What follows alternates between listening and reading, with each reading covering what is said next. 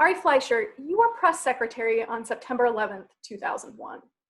From a communications perspective, what do you see as the key similarities and differences between that momentous tragedy and the current pandemic? You know, I think anytime there's a crisis, the communications job of the president is twofold. One is to be reassuring, to let the nation know things will be okay. And two, to be realistic. And the fact is, the more realistic a president is, the more the country will accept the reassurances. And the two reinforce each other. The more reassuring the president is, the more the country can accept those difficult, realistic statements the president is making. The two go hand in hand, and those are the keys to presidential communications in a time of crisis. Until very recently, President Trump was offering daily press briefings on the federal government's response to the coronavirus. This was, I guess, after holding very few press conferences or few press briefings compared to previous presidents. So in your experience, I'm wondering, how are decisions made about how often to offer press briefings? What sort of considerations might be taken into account, factors weighed, and so on? Well, first off, President Trump actually has been the most successful president of modern history. So even before he was doing the daily briefings for the coronavirus, he was regularly holding briefings himself. Now, his press secretary has not, but he himself has. And that's whatever you think of the president, I do think you have to give him credit for that. I believe, though, that the president is overexposed right now. I've been saying for weeks on Fox News that it is not a good idea for the president to hold 5 briefings a week. And it's not a good idea for the president to stand on that podium for more than 30 minutes taking questions. The fact of the matter is, after 30 minutes, reporters run out of good questions. There are some very good questions, hard, challenging, scientific questions that should and need to get asked. But after about 30 minutes, it's kind of like being in a bar after 2 a.m. All the good stuff has already happened, and the only thing left is probably the bad stuff. So get out of the bar, get off the briefing room podium. Presidents can get overexposed. And so I was glad to hear the president is going to cut it back, if indeed he is, because now after saying he's going to cut it back, he's coming right back out again. So I think there's a lot of confusion about the extent to which the president is going to make himself front and center. But I still think the best thing is for the president himself to do the briefings 2 days a week, maybe 3 days a week. And on the other days of the week, have the vice president, have Dr. Birx, have Dr. Fauci, have a cabinet secretary, others out there to take questions. And it will be amazing the difference in the nature and tenor of the questions. When the president is there, particularly the TV guys will play gotcha and turn that room into the red hot briefing room we all know it can be. Without the president being there, you're actually going to get a lot more thoughtful questions and a lot less gotcha. In our discussion with the other 3 panelists, we talked quite a bit about fact-checking. Angie Holan of Politifact joined us, as did Ethan Porter, who's a scholar who specializes in researching fact checks and how effective they are. I'm wondering from your perspective, whether you think it's possible to present fact checks that feel fair and nonpartisan to their broader audience, or is this ultimately not very realistic? Well, if they were fact checks, I'd feel a lot better about it. But fact checks have evolved into opinion checks. And that really is what they've become, particularly in the Trump era. For example, just last week, President Trump tweeted about the World Health Organization and took them to task for not being transparent and for toting China's line. And I noticed that the Washington Post gave the president 3 Pinocchios for his statements. And one of the criticisms they gave President Trump was that he shouldn't expect the WHO to do their own investigating. And why isn't the United States doing the investigating? Well, that has nothing to do with the president's criticism of China. Those are unrelated policy issues. That has nothing to do with facts. And that's been a long-standing pattern where I think these fact checks have started to become fact checks gone wild. One other point on fact checking, probably the most famous example of a fact check gone bad was in the middle of the 2012 Democratic-Republican presidential debate between Mitt Romney and Barack Obama, when Mitt Romney accurately said that President Obama did not call the attack on Benghazi a terrorist attack, Candy Crowley corrected him and said, yes, he did. Well, that was wrong.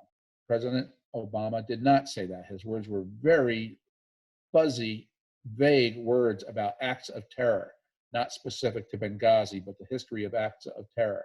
But in the middle of that debate, against all the debate rules in which the moderator is not supposed to put a thumb on a scale, CNN's moderator put her thumb on the scale. And it was a famous tilting of events. That's another example of a fact check gone wrong. It never, even if she was right, it wasn't her role to fact check anybody in the middle of a presidential debate, but she did it anyway and she had her facts wrong. This is part of the damage that fact checking against Republicans can get done. And you know, she didn't do any of that to Barack Obama in the debate. And maybe it was because Barack Obama was perfect and there was nothing to check, but she only did it to one party. Historically, fact checks have bashed Republicans far more than they've bashed Democrats. And you could say that, I guess, depends on your point of view. It's because Republicans deserve it and they get a lot more things wrong. Or it's just another reflection of bias in the media, and the traditional decades-long bias that exists in newsrooms has now spread to the fact/opinion checkers. I'm in the latter category. With respect to the fact checkers, I think that's exactly what's happened. What are your thoughts about political versus public concerns in presidential communications? When and how would you say an administration needs to strike a balance between communicating based on their own political interests as opposed to focusing on the broader public interest? Well, I think most presidents would tell you that in focusing on the broader public interest, it accrues to their political benefit, so they always will focus on the broader public interest. That's the more benevolent take that I think every politician would say. If I just do my job right, it'll have good political ramifications. And I think there's a lot of truth to that. If you do your job and do it well, it should benefit you politically. That's the way our system should work. Now, there's nothing wrong with a political benefit. It means the voters like you. It means what you did received public approval. Maybe you have a good job approval rating or a personal high approval rating because you're a person of ethics and integrity. And that gets rewarded through votes, i.e. through politics. That's a good thing in a democracy. That's part of our system. So I don't worry that much about that. Now, I do think it's fair to say in a polarized age where there are so few people who are in the middle who might vote for Trump and might vote for Biden, they're undecideds, polarization has taken on a particularly sharp edge where you want to run a base strategy. Now, I remember the person who first told me about this was Democratic operative Paul Begala discussing the Romney-Obama race in 2012. And he said to me back then that there's hardly anybody left in the middle. We've got to get our base out. So this has now been part and parcel of American politics for about a decade. I think it's even more pronounced now in the Trump era. And so if you want to win an election, you need to get more of your people to polls. Now, what's wrong with that? What's wrong with a healthy, heavy turnout from the people who believe in you the most? Maybe they're not all in the middle. But if the Democrats are able to get a massive liberal turnout, is there anything wrong with that? If Trump is able to get a huge Trumpian turnout, is there anything wrong with that? So I think these are good academic discussions, but in the real world of government and the real world of politics, I think our country's moved beyond them. So in the previous discussion with our other panelists, I actually asked Joe Lockhart to consider lessons learned from the Clinton administration and to apply those to thinking through what the current Trump administration is getting wrong and what it's getting right. So I want to ask you something similar here. When thinking about the Trump administration, what they're getting wrong, what they're getting right, what lessons do you ultimately bring from your own time at the podium? What advice would you share with the current administration and those that are to come? Well, I think it's fair to say virtually everybody in every position of authority and knowledge got a lot wrong, especially in January and February. Everybody. Dr. Fauci in late January said this really isn't something Americans need to worry about.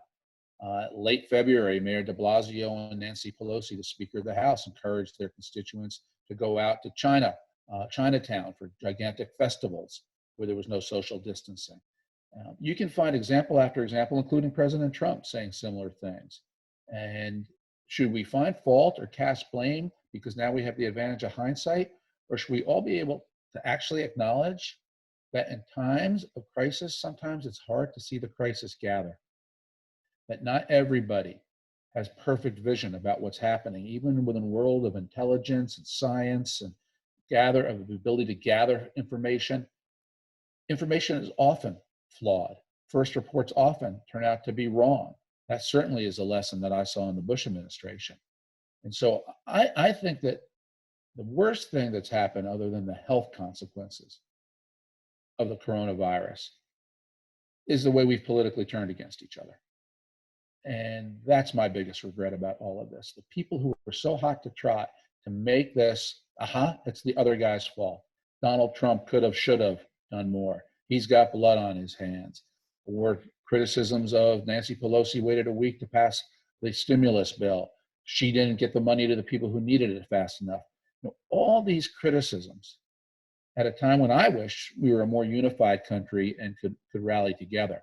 One of the histories of crisis in America is that we rally together. It's one of the reasons I think governors have become so much more popular.